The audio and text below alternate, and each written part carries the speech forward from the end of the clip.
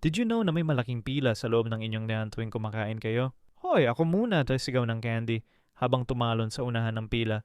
Ako ang pinakamabilis! Pero si Oatmeal ay umiling lang.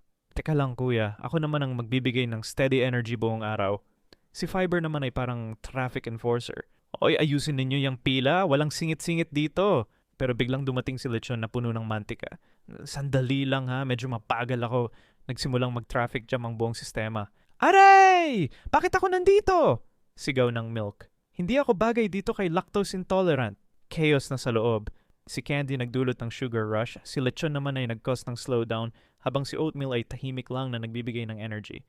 Kaya next time nakakain kayo, tandaan, piliin ang mga pagkaing magiging mabuting kasama sa digestive system ninyo.